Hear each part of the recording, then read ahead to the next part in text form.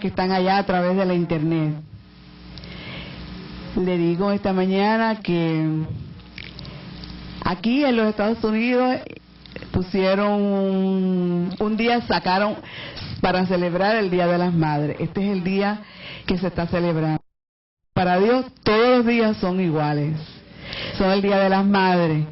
Saludo a las mamás y saludo a los papás, porque son también bendecidos.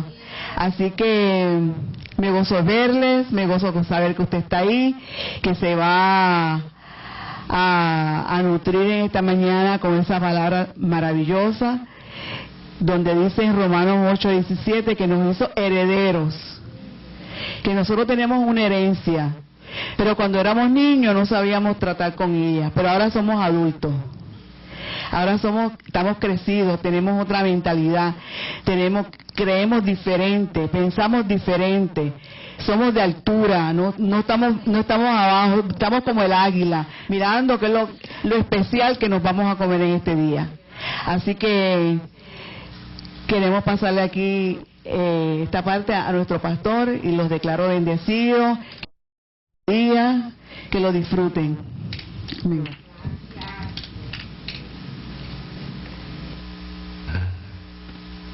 Bien, vamos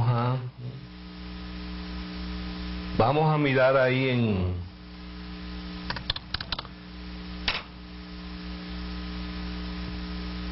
Efesios capítulo 3. Efesios capítulo 3.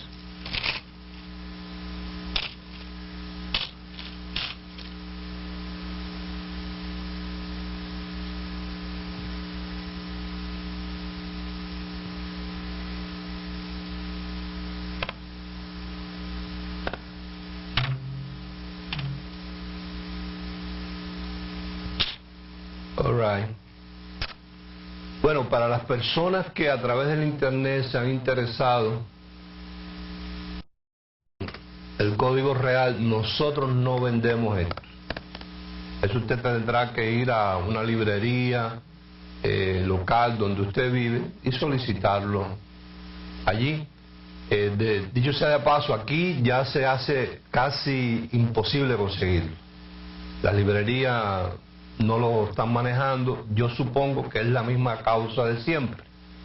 Yo recuerdo hace muchos años atrás, a mis manos llegó una Biblia que se llama Biblia actualizada, y en esa Biblia actualizada no sé ni cómo me llegó a las manos. Yo no la compré. La mayoría de las herramientas que yo tengo, las personas que me la han dado no han sabido ni ellos lo que me han dado, y yo en el momento no le he hecho ni caso, y pasado el tiempo me han sido de tremenda ayuda. Cuando esa Biblia actualizada, yo la empecé a comparar con la en Mateo 17:21, donde en la versión popular dice: este género no sale sino con oración y ayuno. En esa Biblia no está, y lo dice abajo la referencia, que no aparece en los manuscritos originales. Entonces, en el programa de televisión yo hablé sobre el asunto del ayuno, que Dios nunca pretendió que la gente ayunara comida, sino más bien en Isaías 58, Él dice: el ayuno que yo escogí es que parta tu pan con el hambriento, y que se abstuviera uno de la soberbia. Ese es el ayuno. Ayunar es abstenerse de algo, pero no de comida. A Dios no le interesa lo que uno come, sino que uno se abstenga de la condenación, de estar señalando a la gente, juzgando a la gente, a la soberbia, etcétera. Y entonces mandé a que dieran un tiro de cámara a la Biblia, para que ellos vieran primero la Biblia actualizada, que no era un libro, que la fecha, la casa de publicaciones y todo, y mostré el versículo.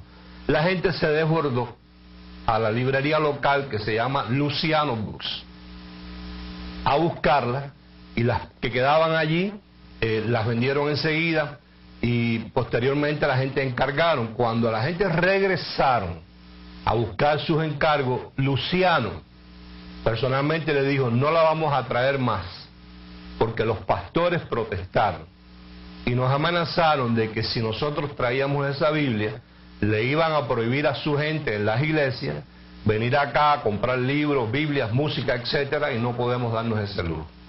Entonces yo pienso que con esto pasa igual. Como aclara tanto, aquí en este código real no aparece el versículo ese de salir con oración y ayuno. Explica lo de la última Pascua que tomó Jesús, es lo que llaman ellos la Santa Cena, y explica donde eso no se puede convertir en una costumbre, que el propósito de Dios o de Jesús no era que eso lo hicieran como una costumbre de partir un pan, sino él estaba usando esos símbolos para poderles explicar a ellos algo que no entendían, porque el Espíritu Santo todavía no había hecho morada en ellos, pero que en esta dispensación, ya estando el Espíritu Santo, no hace falta estar enseñando pan ni vino. Ni aparece tampoco eso de que aquel que no naciere del agua y del Espíritu para meter a la gente en el bautismo, en esta tampoco aparece. Quiere decir que eso hace daño a la religión evangélica. Entonces yo no dudo que ya hayan amenazado las librerías de que no vendan más este material, y ellos pues lo hacen así. A mí Luciano me quedó a deber mucho dinero. O sea, lo digo así públicamente. Cuando él tiene en el pulguero una venta de libros, nosotros le llevamos cantidad de nuestros libros, ¿ves? Y hubo un problema en el ambiente evangélico, y entonces le prohibieron a él vender los libros, pero que vino un agua y dañó los libros y nunca me los pagó tampoco. Y me quedó a deber todo ese dinero el señor Luciano, el dueño de la librería Luciano Books, o sea, con nombres y apellidos. Así que nosotros no vendemos esto. Lo tiene que conseguir en una librería local. Ahora, yo no recomiendo que nadie tenga esto. Yo recomiendo que esto es una herramienta para predicadores, no para manejarla, porque la gente se confunde. Primero, los libros no aparecen en el orden que usted está acostumbrado a la versión popular, y para encontrar las cosas le va a costar mucho trabajo. Segundo, los libros no llevan el mismo nombre, los tienen en hebreo. Entonces Juan aparece como Yonahan, ¿ves? Aparece como las visiones de Yahvé, ¿ves? Entonces, además es para predicadores de gracia, que estén dispuestos a, cuando Dios le aclare la verdad, poderlas hablar. O sea, no es una herramienta para cualquier persona, pero cada cabeza es un mundo. Si usted la quiere comprar, bueno, nosotros no la vendemos. ¿Estamos? Bien, entonces, vamos a hacer un pequeño recuento. Código real se llama. A ver. Bueno, lo tienen bloqueado. Es que es así, porque mira, esto te aclara mucho. Claro, si tú eres una persona que estudias la palabra con la ayuda del Espíritu Santo, te aclara y le quita a estos predicadores las armas más poderosas que ellos tienen, que son los rudimentos. No te has bautizado, pues no eres salvo. Entonces la gente se siente manipulada con eso. No has ayunado, pues no estás en santidad, no tienes poder, ¿ves? Entonces, como le quita eso, pues a ellos no le conviene, porque entonces se quedan ellos sin las herramientas con las cuales manipulan a la gente. Bien, estamos todavía en las enseñanzas sobre la Pascua. De esto se puede hablar la vida entera. ¿Por qué? Porque la Pascua es la fiesta más importante del corazón de Dios. Porque no se trata simplemente de la Pascua donde Moisés y el pueblo de Israel la hicieron y la instituyeron, sino esto era algo que estaba en el corazón de Dios, en un propósito de Dios desde antes de la fundación del mundo. Sucede que la gente no entiende que lo más importante para Dios en todo su plan es la iglesia.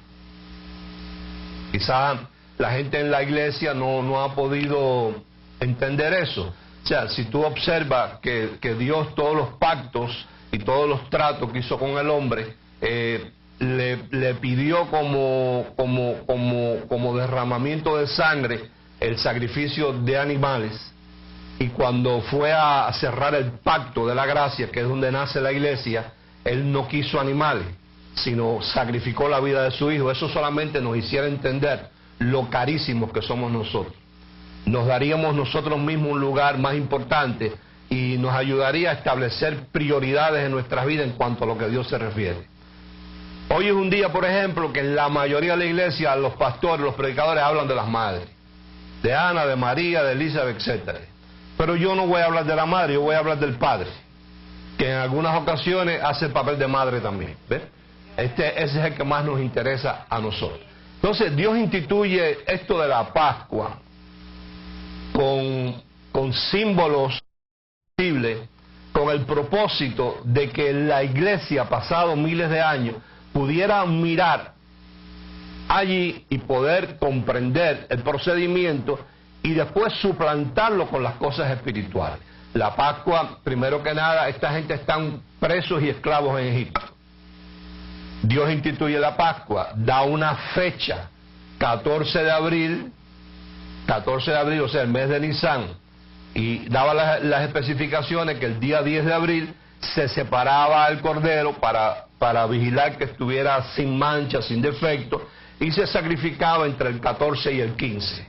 14 y 15, o sea, díganme, dio una fecha, pero que años posteriores es la fecha en la cual entonces Dios, desde antes de la fundación del mundo, decide pagar el precio con la vida de su Hijo para redimirme a mí, redimirte a ti y expiar el pecado, que era lo que nos mantenía alejados de Dios. Entonces, la fecha es muy importante, porque es la fecha que Dios escogió, y más importante todavía es el hecho de que Él se ocupa de que yo lo sepa. De que yo sea indiferente, eso es otra cosa. De que yo no le preste atención es otra cosa, pero Él se ocupa de que yo tenga la información necesaria. En aquella época Dios le decía, sacrifiquen un cordero, agarran la sangre, la pasan por el dintel de la puerta, cosa que cuando pase el ángel de la muerte o la unción o el destructor no entre en esa casa, porque la sentencia era voy a matar los primogénitos, oído, que no estén circuncidados.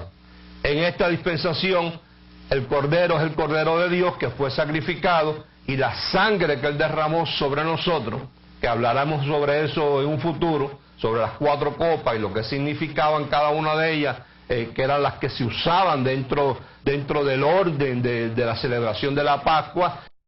Pascua no es una comida que los judíos celebran, los que son practicantes de este ortodoxo, que llegan como una comida cualquiera. A llegar, se puso la comida, se sentaron y comieron y se fueron. No, el orden es, ponen toda la comida, cantan unos cantos, tocan unos cuernos, se ocupa el jefe de familia de redactar lo que pasó ese día, por qué Dios mandó a sacrificar la Pascua, y hacen un paro, toman uno de las copas de vino, quitan de la mesa la comida, traen la segunda copa de vino, siguen en el orden, siguen narrando, leen la Torá, o sea, leen el Antiguo Pacto, leen el Salmo 115, el 116, el 117, el 118, después vuelven y traen la comida. O sea, es un orden, es una festividad que ellos miraron ahí en el seminario. Vamos a ver qué era lo que Dios estaba enseñando en cuanto a eso, porque conociendo eso podemos entender lo invisible que es lo espiritual. Entonces, Dios le dijo a esa gente que sacrificara un cordero. Nosotros, los que entendemos por gratitud lo que significó el sacrificio de Jesús, traemos una semana de lo que hemos ganado y lo hacemos como una ofrenda de agradecimiento. Pero no se trata de dinero. Hay gente que luego se confunden, piensan que traer el dinero es lo importante. No se trata de eso. Entendamos que esto es como, o sea, los que participan en esto no es todo tipo de pueblo. Estos son gente que han recibido a Jesucristo, ¿ves? Por lo tanto, lleva una serie de condiciones. Recuerda que lo único que no tiene condiciones es nuestra salvación. Es como cuando tú vas a emprender un viaje. Para emprender el viaje te tienes que montar en el vehículo, ¿cierto? ¿Aló? Bueno, esto es igual. Tú vas hacia un lugar. Para poder llegar a ese lugar hay ciertas condiciones que Dios lo dice en su palabra. O sea, no se trata de mandar una ofrenda de Nissan por correo y se acabó. No, hay ciertas cosas que van en conjunto con eso. Por ejemplo, lo quieren apuntar, lo pueden apuntar. Entender que esa ofrenda es el cordero que a ti te saca. Porque la Pascua marca las pautas en todo momento en la palabra. En la Pascua celebrada en Jesús, marcó la pauta de una dispensación a la otra, de un pacto al otro, y nació la iglesia, que es a la que tú y yo pertenecemos. Pero lo más importante en esto no es tanto el cordero que te saca, sino él dice, oído, y aquí es que hay que tener cuidado. Como existe un fin y un principio, Dios tiene todas las cosas preparadas. Dios no es un Dios que se levanta por la mañana a hacer las cosas. Y ahí dice, no le seas rebelde al ángel, porque él te llevará al lugar que Dios te tiene que preparado. Y ahí es donde hay que prestar la atención, al lugar que Dios no tiene preparado. O sea, una persona que pertenece a ese grupo, que va en ese viaje, se congrega, ¿cierto? Además de congregarse, establece prioridades. Además de pertenecer a ese grupo, le interesa lo que pasa en ese grupo y por lo tanto se ocupa de decir, aunque yo no esté allá, yo creo que ahí se pagan ciertos gastos y yo soy parte de ese grupo que va en ese viaje y me corresponde a mí para cuando yo me decida una vez al ir, esas puertas estén abiertas y la silla esté puesta para mí. Entonces, son ciertas cosas, o sea, no se trata de tú mandar una ofrenda por el correo, se trata de otras cosas que son, oído, es la trayectoria al lugar que Dios nos tiene preparado. Se trata de eso, se trata de participar en la enseñanza, de sentarse con una Biblia, un cuaderno, participar, no para aprender, sino para conocer al Dios que uno se ha metido en ese viaje con Él. Se trata, oído, hay gente que dice, no, es que yo no me congrego porque es que hay una gente ahí que, tú sabes, dan mal testimonio, no me caen bien, conozco que fulano es así o asado, pero es que no se dan cuenta que esas personas son las que lo ayudan a uno a crecer a causa de esas situaciones. Y son las personas que te ayudan a madurar a causa de esas situaciones. Entonces uno se hace útil dentro de ese cuerpo, uno mantiene una relación con el Espíritu Santo, ¿viste? Eso es lo que comprende, por decir así, etcétera, etcétera, las cosas para que esa ofrenda de Nissan le funcione a uno. No puede ser simplemente mandé la ofrenda por correo, el próximo domingo me voy para la playa. Mandé la ofrenda por correo, el próximo domingo la voy a celebrar el Día de las Madres, no voy a ir para allá, voy a hacer una comelata, voy a traer una caja de cerveza, voy a invitar a todo el mundo. No me importa si ahí yo no voy dentro de 2 meses y no importa si ahí se paga, no se paga, si cierran, si abren, no importa, no puede ser así. Entonces, mi responsabilidad es hacerle entender a la gente que esto no es como cuando uno compra un ticket de la loto. Voy a dar una ofrenda a ver si corono, no se trata de eso. Que aquí de lo menos que has hablado es de dinero, porque la gente aquí manejan una madurez. Bien, en Efesios capítulo 3, hoy queremos hablar de que Dios es un Dios de propósitos anunciados. Y eso le puede producir a uno confianza. La semana pasada manejamos que Dios es el arquitecto del universo. Ni corto ni perezoso, aunque lo dije como 3 o 4 veces, no hubo quien no escribiera, pastor, pero eso es lo que manejan los masones. Para que manejen lo que quieran manejar, a la Biblia dice que Él es el arquitecto del universo. Y por cuanto es el arquitecto del universo, Él tiene unos planos para cada una de nuestras vidas. Eso se llama predestinación. Y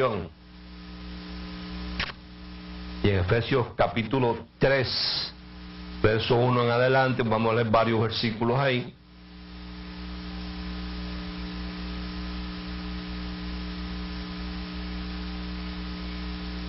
Y me gustaría no corregir a la pastora, sino hacer un comentario. Ella comenta el caso del viejito que tocó la puerta en la casa en estos días. Y ella dice, ¿por qué vino él a tocar la puerta de nosotros? ¿Qué sabemos nosotros si antes de llegar ahí él tocó las otras y no le abrieron?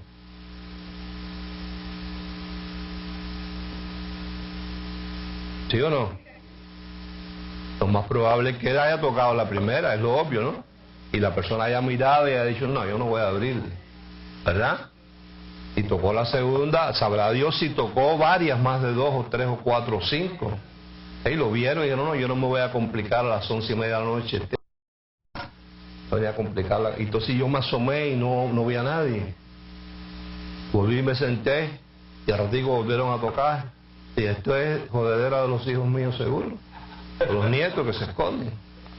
Pero cuando abriera el viejito, entonces yo reflexiono esto, que quizá fue que él fue directamente a la puerta de nosotros, pero más obvio es que él haya tocado otras puertas antes y nadie la abrió.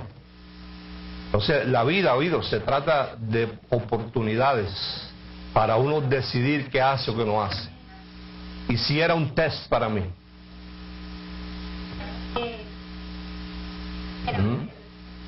A ver cómo yo respondía a la necesidad del viejito.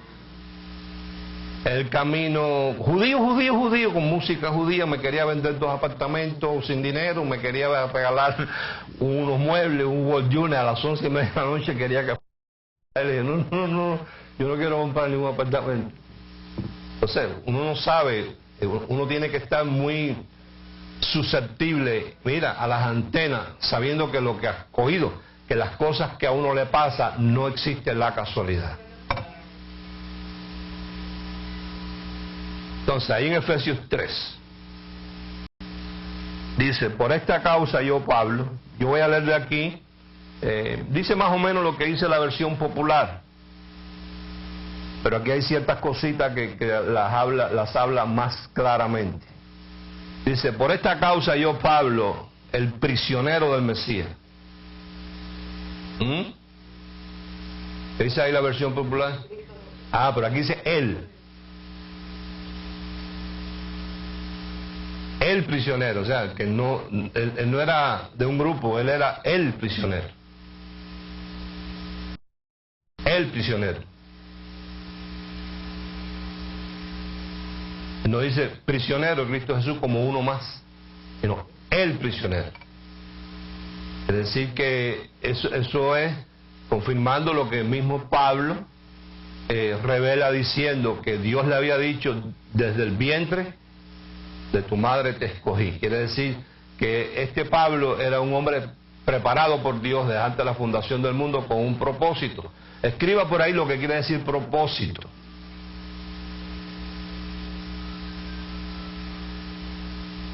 Propósito quiere decir deseo.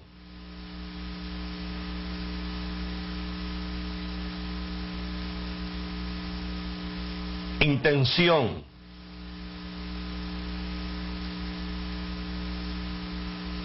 Voluntad. Anticipado. O sea, cuando uno tiene un propósito, uno lo planifica en la mente. Quiere decir que es algo anticipado. Donde cuando hay un propósito, como si dijéramos, esto por esto igual a esto. Esto que hice más por esto va a dar como resultado finalmente el propósito que yo tengo, el deseo, la intención anticipada. Entonces dice aquí, por esta causa yo, Pablo, el prisionero de Jesús, el Mesías, por vosotros los gentiles, si es que habéis prestado atención a la administración de la gracia de Dios que me fue dada para con vosotros, que por revelación me fue declarado el plan oculto. ¿Qué dice ahí? ¿Viste? Estamos hablando de un arquitecto que tiene un plano. Como antes lo he escrito brevemente, leyendo lo cual podéis entender cuál sea mi conocimiento en el proyecto secreto del Mesías. Por eso quise manejar esta versión. Aquí te habla de un proyecto secreto. De un plan, ¿cómo? Secreto. El cual no se dio a conocer a los hijos de los hombres en otras generaciones en la misma medida, oído, que ahora fue revelado a sus apóstoles y profetas por el Espíritu. que los gentiles son coherederos y miembros del mismo cuerpo y copartícipes de la promesa en el Mesías por medio de la proclamación del mensaje de redención, del cual fui hecho ministro por el don de la gracia de Dios que me ha sido dado según lo poder. A mí que soy menos que el más pequeño de todos los judíos. ¿Qué dice en el tuyo?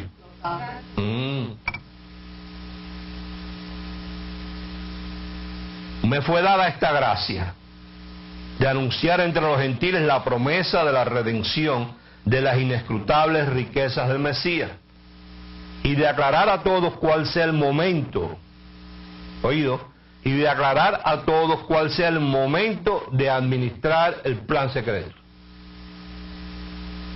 O sea, el plan secreto estaba, pero ese plan tenía un reloj profético donde iba a llegar el momento de aclarar ese plan secreto, no antes, sino un momento. El plan secreto desde los siglos en Dios que creó todas las cosas, para que la multiforme sabiduría de Dios sea ahora dada a conocer por medio de la iglesia a los principados y potestades en los mundos celestiales, conforme al propósito eterno, entiéndase, conforme al deseo, intención, voluntad, plan anticipado, eterno.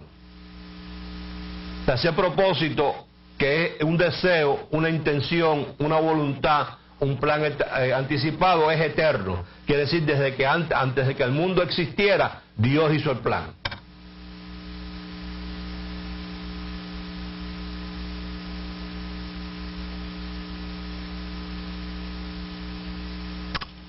Conforme al propósito eterno que hizo en el Mesías Jesús, en quien tenemos seguridad, oído, y derecho legal a conocer el plan secreto. O sea, nosotros, la iglesia, tenemos derecho legal a conocer el plan secreto si nos internamos en el lugar donde está el plan secreto, con confianza por medio de la fe obediente en él. Por lo cual pido que no desmayéis a causa de mis tribulaciones, que me producen recompensa, dice aquí. Entonces, hemos hablado en otras ocasiones de los puntos, del punto de convergencia, donde un punto A y un punto B convergen. Esto es muy importante porque eso trata con el propósito eterno.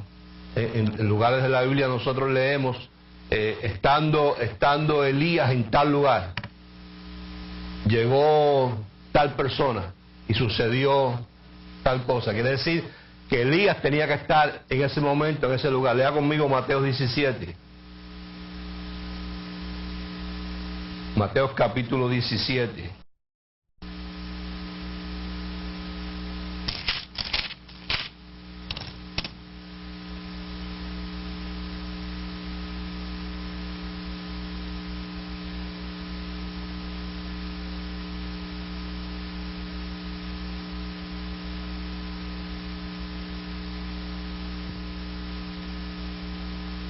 Verso 24.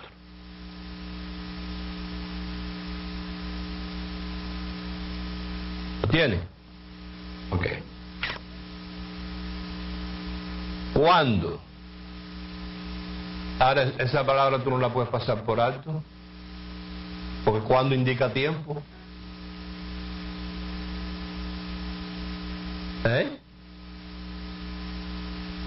¿Cuándo llegaron?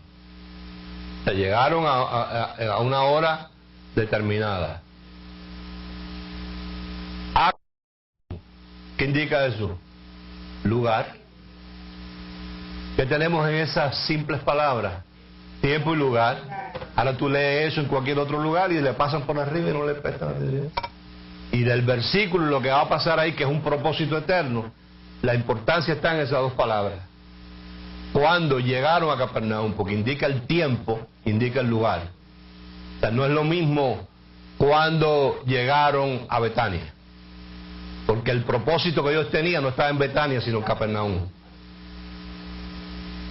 Y esa es la maldición de la iglesia religiosa, que se han pasado la vida orando, pidiéndole cosas a Dios que no necesitan pedir, porque en Dios todo ya está terminado.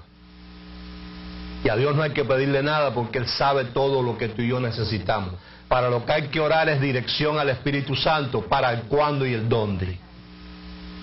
Porque si uno puede entrar al plan secreto, Él te dice el cuándo y el dónde, y ahí es donde te encuentras el propósito. Si no nos pasamos 40 años dando vueltas como el pueblo de Israel en el desierto, 11 días de camino a la tierra prometida que fluye leche y miel, y ellos no disfrutaron de nada. Mira, dice, cuando llegaron a Capernaum, vinieron a Pedro los que cobraban los impuestos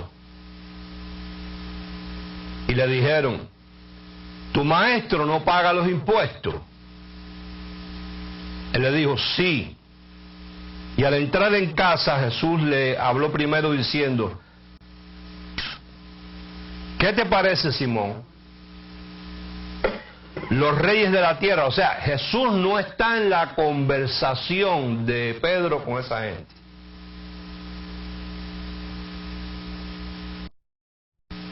¿Qué te parece, Simón? Los reyes de la tierra, de quienes cobran los impuestos, los tributos o los impuestos, de sus hijos o de los extraños. Pedro le respondió, de los extraños. Jesús le dijo, luego los hijos están exentos. Sin embargo, para no ofenderles, ve al mar. ¿A cuál mar? Al de Capernaum. Y echa el anzuelo. Y el primer pez, sea grande, pequeño, sea ronco, rabirrubia, bajaiba, pago, chena, el primero, no vayas porque sea pequeño, echarlo al lado y tirar el anzuelo a coger uno grande, no hagas eso. Es el primero. El primer pez que saques, tómalo. Y al abrirle la boca, eso está en la Biblia, eso no es invento mío, eso no es magia ni fantasía. Y ahí donde está el problema de los hermanitos, en esta cosa. Que leen eso como un cuento de hadas, no como una realidad que pasó. Y si pasó allí, es que esa es la fórmula, esa es la hoja de vida de Dios. Dios es un Dios de propósito eterno, dice. Y al abrirle la boca hallarás el dinero, tómalo, oído, y dáselo, págale los impuestos por mí y también por ti, o sea, va a sobrar.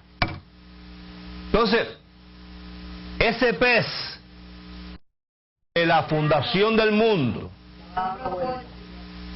cuando Dios le ordenó al mar que produjera peces, ahí le puso la moneda en la boca y le dijo, tú estás preparado con un propósito eterno para una fecha indicada en la playa de Capernaum. Va a haber un señor que no va a creer mucho, pero va a echar el anzuelo. Tú vas a morder ese anzuelo y vas a llevarle esta moneda, porque esta moneda es para glorificarme a mí, pagándole los impuestos a los impíos. Y sabrá Dios cuántas veces trataron de pescar ese pez anteriormente. Porque dice que Pedro echó el anzuelo, a lo mejor no le puso ni carnada.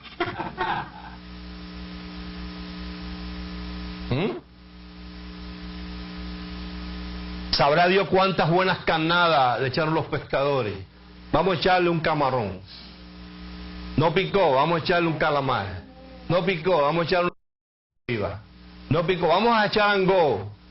Y el pez diciendo, es que yo estoy predestinado para un anzuelo especial. Entonces la clave está en el cuándo y el lugar, tiempo y lugar. Para eso es que hay que orar. Porque tú y yo no sabemos nunca cuándo nos llega la oportunidad para ver cómo nosotros operamos.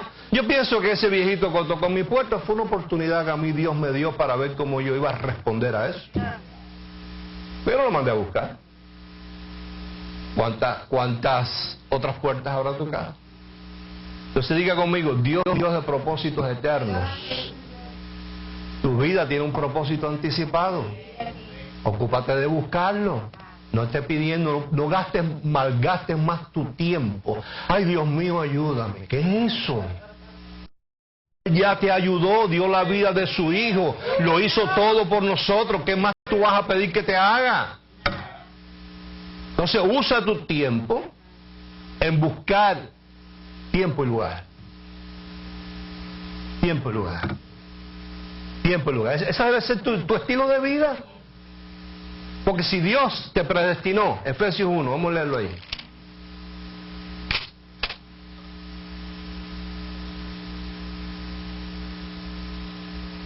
Efesios capítulo 1, verso, vamos a leer del 3 en adelante.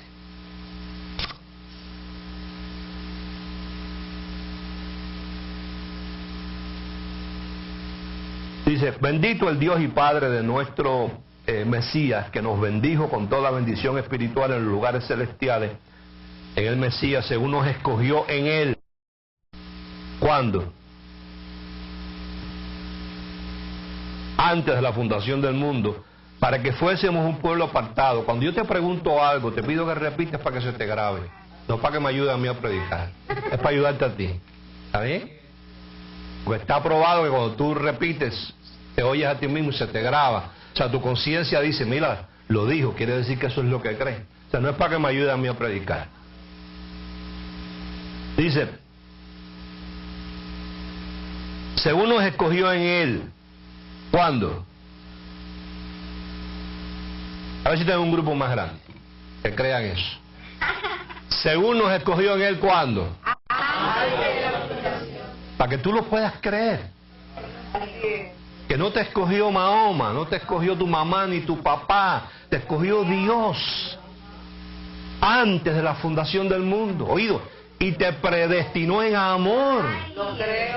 Quiere decir que si dentro de ese plan secreto estabas tú, y cuando edificó el plan secreto para ti, lo hizo amándote. Quiere decir que no puede ser malo. Que dentro de eso nosotros tenemos la capacidad de decidir, y como decidimos tantas veces, de tantas maneras erradas, entonces nos buscamos procesos. Eso sí. Por eso es que Dios dice lo que ha de ser, y ¿qué más dice? Y Dios restaura lo que pasó.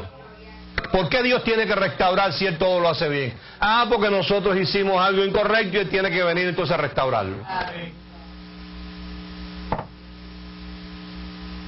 Dice, habiéndonos predestinado en amor para ser adoptados hijos suyos por medio de Jesús el Mesías, según decisión propia de su voluntad,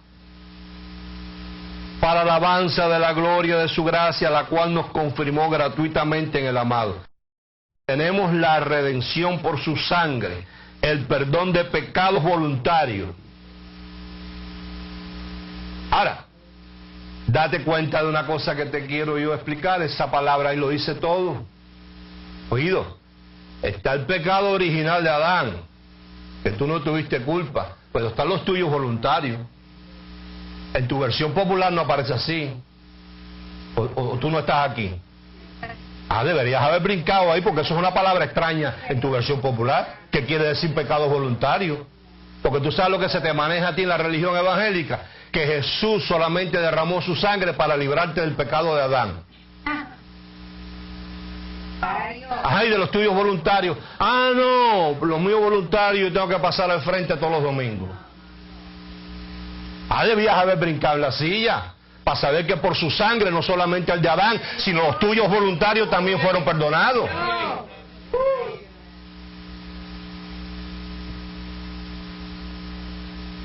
En quien tenemos la redención por su sangre, el perdón de pecados voluntarios.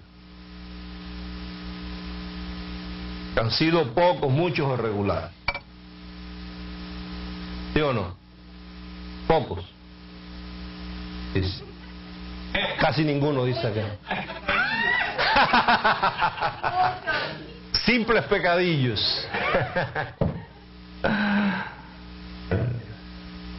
Dice el verso 9, oído, mira qué maravilla esto, oído.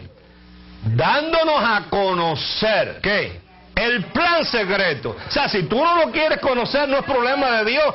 Él estuvo dispuesto a dárnoslos a conocer. Dándonos a conocer el plan secreto según su beneplácito, el cual se había sí mismo, o sea, él mismo decidió que cuando llegara el tiempo, darnos a conocer su plan secreto. Oído, de reunir todas las cosas en el Mesías, en la administración del cumplimiento de ¿qué? De los tiempos, así las que están en los cielos establecidas, como las que están en la tierra manifestadas. Tú buscas tiempo y lugar, y lo que está establecido en los cielos se te manifiesta en la tierra. Si estás en el lugar equivocado, a la hora equivocada, no se puede manifestar, porque Él tiene determinado un tiempo y un lugar para manifestarlo. Dice, en Él asimismo tuvimos herencia, habiendo sido predestinados. La mala palabra que los predicadores evangélicos no tocan. Dicen que esa palabra es del diablo. Dice, habiendo sido predestinado conforme al propósito del que hace todas las cosas según el designio de su voluntad. Diga soberanía. Lo que nadie respeta. No decimos que Dios es soberano. Y las iglesias no cantan soberano Dios, Rey de gloria, y el órgano ahí, las trompetas sonando, soberano Dios. Soberano es uno que hace lo que le da la gana contigo. Entonces, si Él hace lo que te da la gana contigo y tú le cantas que es soberano, ¿por qué te pasas quejándote tanto por lo que te está pasando?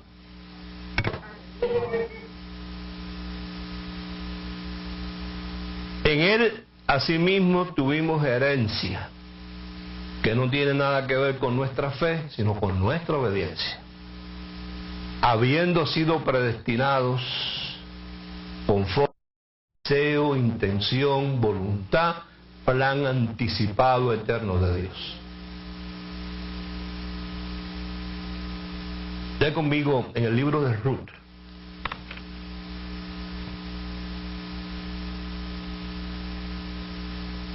El libro de Ruth. Eso está después del libro de los jueces y antes de Samuel. Espero un poquitico en lo que tú lo buscas.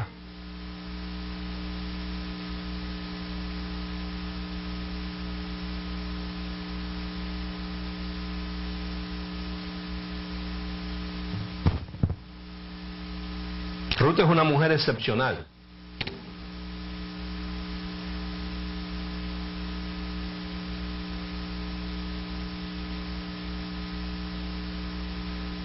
Ruth es la que le contesta a su suegra, aún no siendo del mismo pueblo, de la misma cultura. De ahora en adelante tu Dios será mi Dios, y donde quiera que tú vayas, yo iré. Demostrando unas condiciones de persona increíbles. Te digo algo, a mí no hay quien me convenza.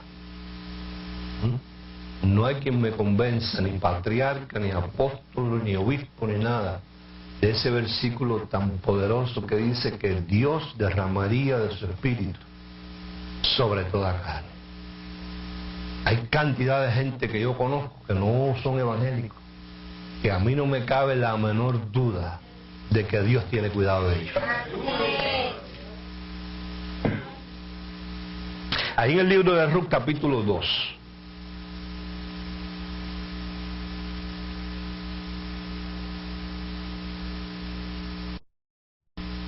Sin embargo, conozco gente que se sabe la Biblia de memoria y son un desastre. Los peores son los habladores de lengua. Qué vergüenza, ¿no? Los que yo he conocido que les gusta hablar lenguas públicas, sobre todo cuando tienen micrófono en la mano, son los que peores testimonios han dado en la vida.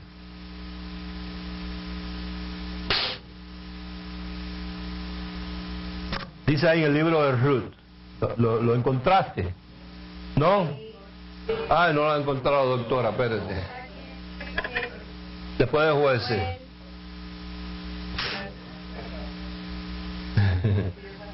Bueno, pero hoy tienes que ir.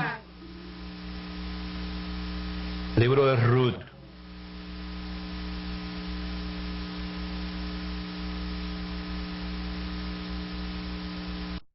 De Jueces antes de Samuel. ¿Qué Biblia usted usa, señora?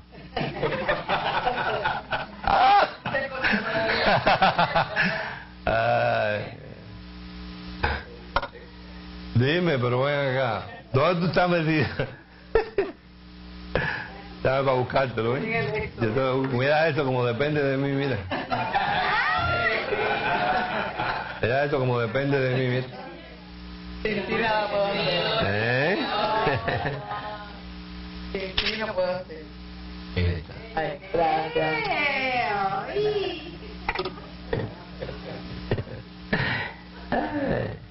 Ya la pieza del aire viene en camino, ¿verdad, mano? De Chicago viene. Viene ya, viene llegando. Ok, verso 10. Vamos a abreviar ahí, no te voy a hacer toda la historia de Ruth porque es muy bonita, pero... Capítulo 2. Capítulo 2, verso 10.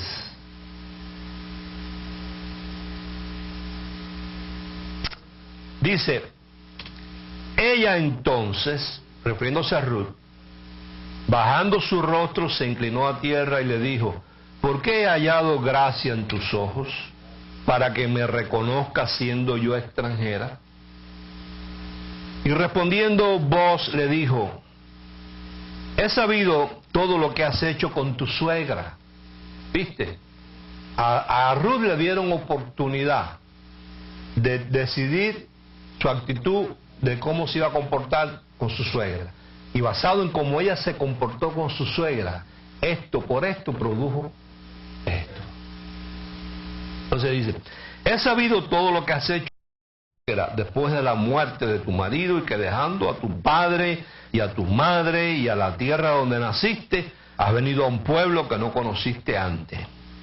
El Señor recompense tu obra y tu remuneración será cumplida de parte del Señor Dios de Israel, bajo cuyas alas has venido a refugiarte. Y ella dijo, Señor mío, halle yo gracia, favor delante de tus ojos, porque me has consolado y porque has hablado al corazón de tu sierva, aunque no soy ni como una de tus 7 criadas. Y vos le dijo a la hora de comer, ven aquí y come del pan y moja tu bocado en el vinagre. Y ella se sentó junto a los segadores y él le dio del potaje y comió ¿hasta cuándo? Hasta que se sació y le sobró. Luego se levantó para espigar. Y Booz mandó a sus criados diciendo, presta atención, que recoja también espigas entre las gavillas y no se lo impidáis. Oído, escucha. Y dejaréis también caer para ella algo de los manojos y lo dejaréis para que lo recoja y ella se los encuentre en su caminar.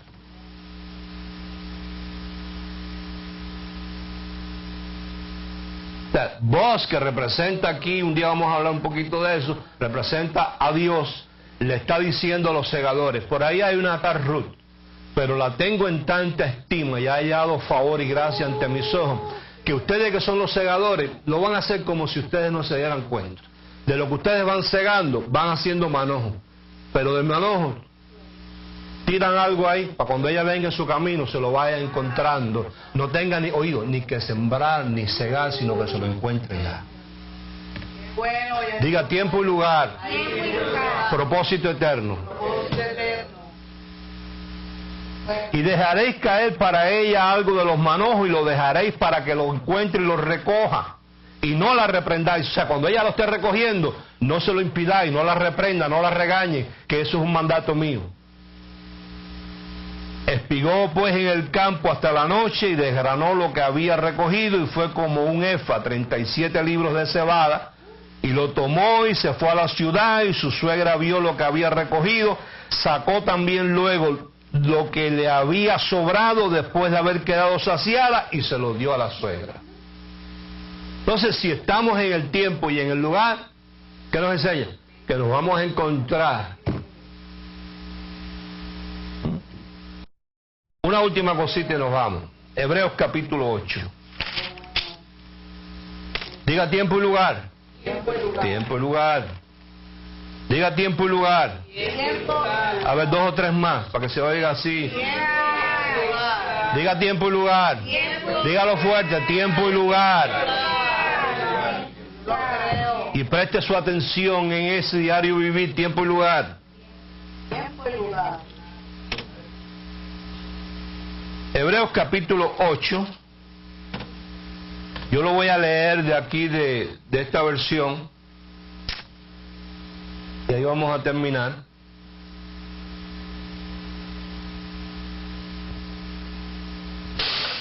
Verso 1.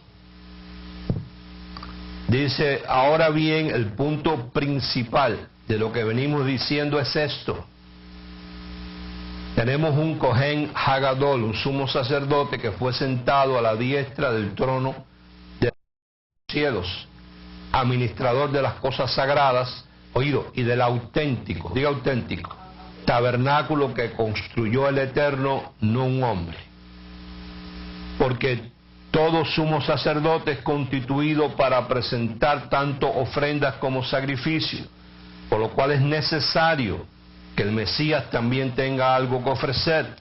Así que si estuviera en la tierra, ni siquiera podría oficiar como sacerdote, habiendo quienes presentan las ofrendas según la Torá, los cuales sirven a un reflejo y proyección de las cosas celestiales. Como le fue advertido a Moisés, oído, cuando estaba para terminar el tabernáculo, asegúrate de hacer todas las cosas según el modelo que te fue mostrado en el monte. Ahora, esto es lo que yo entiendo y me maravilla y me bendice mucho. De que Dios, vamos a leer, Éxodo, vamos a ir a Éxodo. Éxodo, vamos a ir a Éxodo un momentico. Éxodo capítulo 24. Capítulo 24. Dame 10 minutitos.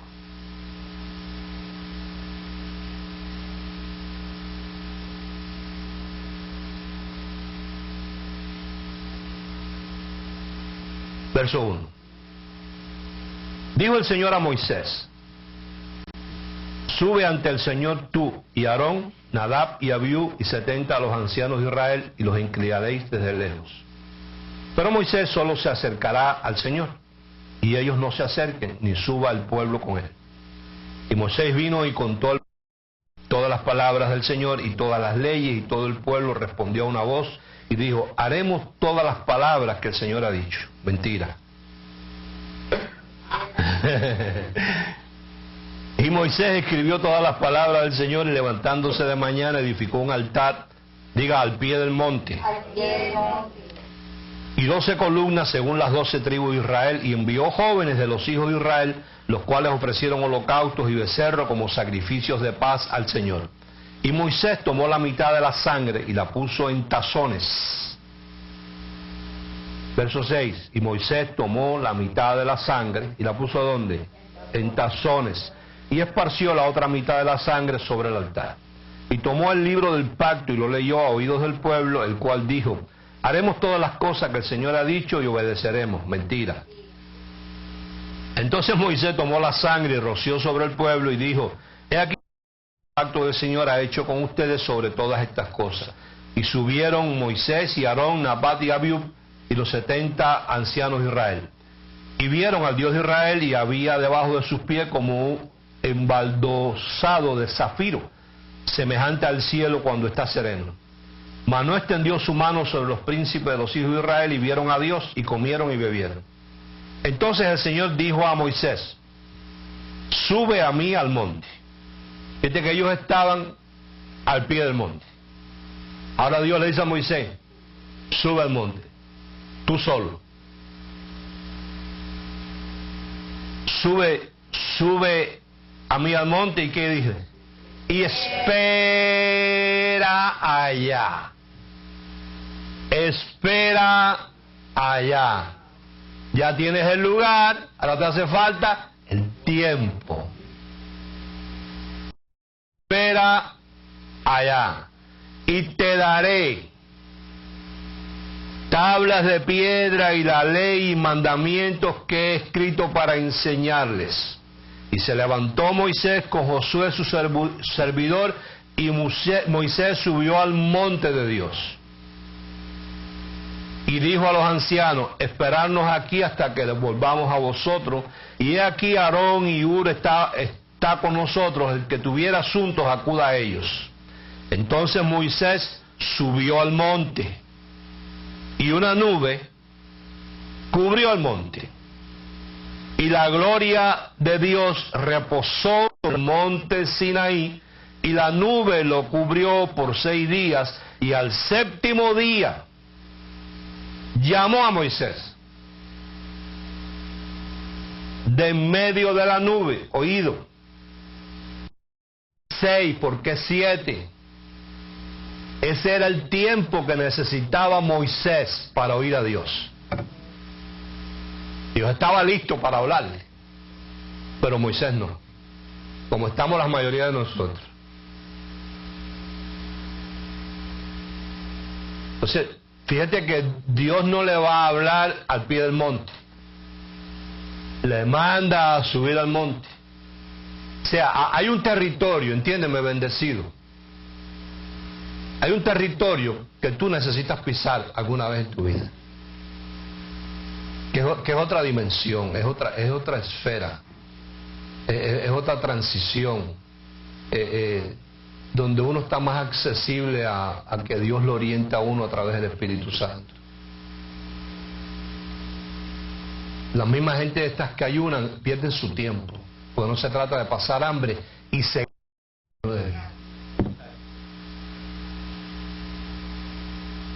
Estos tratos de Dios con su gente eran apartarse de la esfera, de la atmósfera, para poder romper eso.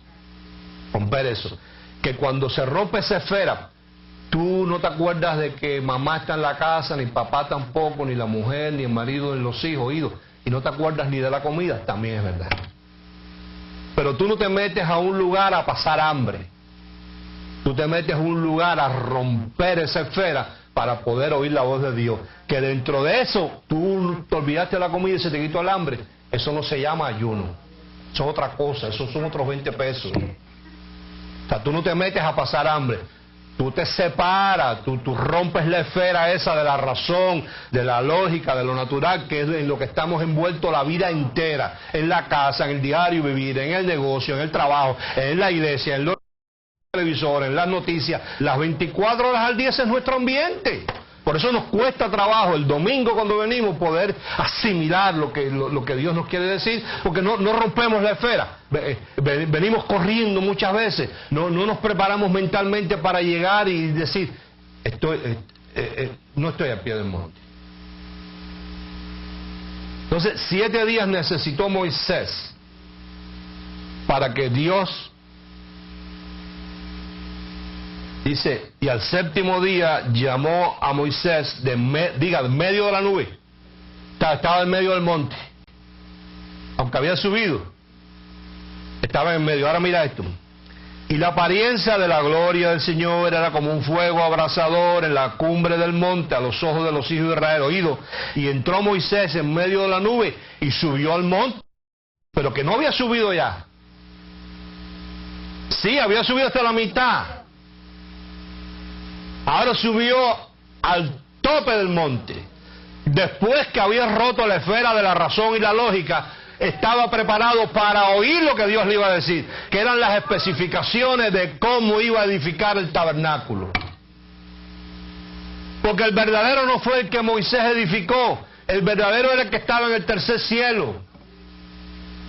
Oído, mira, dice, el Señor, el capítulo 25, habló a Moisés diciendo, di a los hijos de Israel que tomen para mí ofrenda, de todo varón que la diere de su voluntad, de corazón tomaréis para mí ofrenda.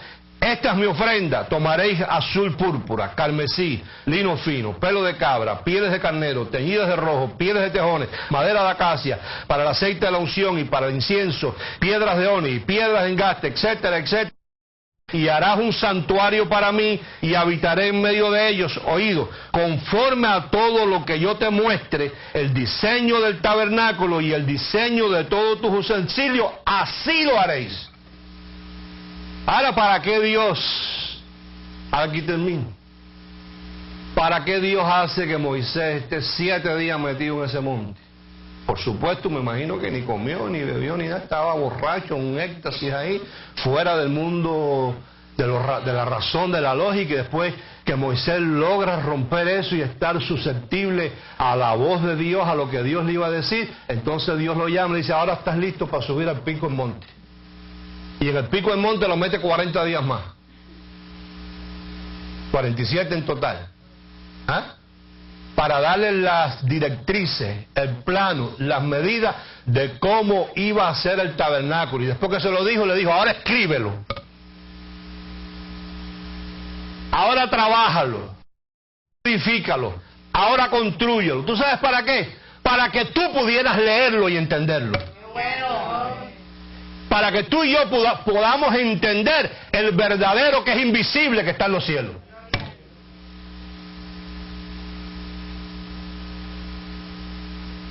Entonces, cuando tú lees ahí en el libro de los Hebreos, tú lees todas las directrices que Dios le dio a Moisés, entonces tú puedes visualizar el verdadero.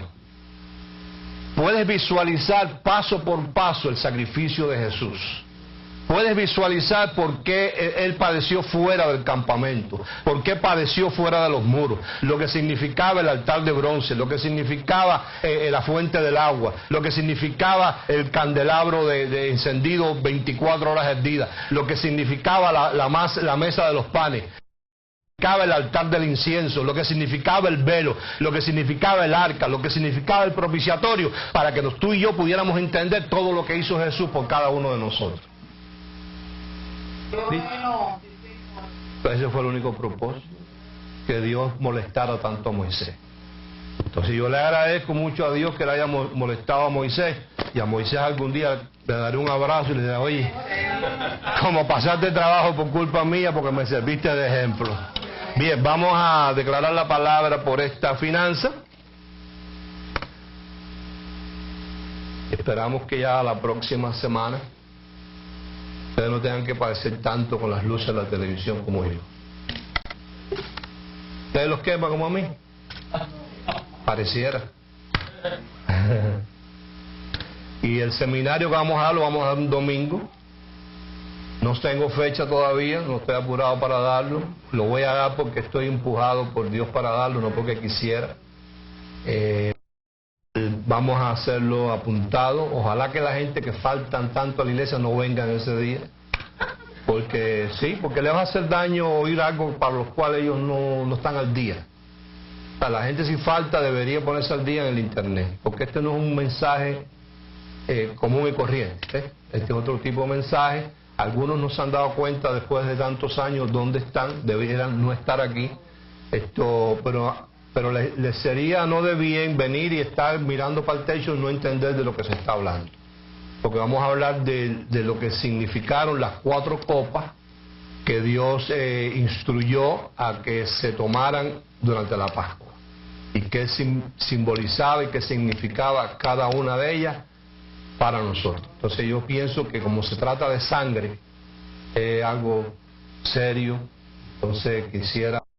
Tenemos un grupo, aunque fuera bien pequeño, pero gente que están serios, que están de verdad para estas cosas. Pero bueno, vamos a ver cuándo anunciamos esto. Padre, en el nombre de Jesús te damos gracias por tu palabra. Te damos gracias, Espíritu Santo, porque nos ayudas a entender la revelación, a que se cumpla lo que Jesús dijo. El Espíritu Santo, Él os enseñará y les revelará las cosas que yo he hablado. Damos muchas gracias por esta finanza. Declaramos que así como el principio de la masa es santa, el resto de la masa también lo es. Ayúdanos a, de vez en cuando, poder romper ese umbral de la razón y lo lógico para poder estar accesible a tu voz, a tu dirección, porque todo lo que importa es tiempo y lugar. Y ahí nos encontraremos el pez con la moneda en la boca. En el nombre de Jesús. Amén. No sufras más.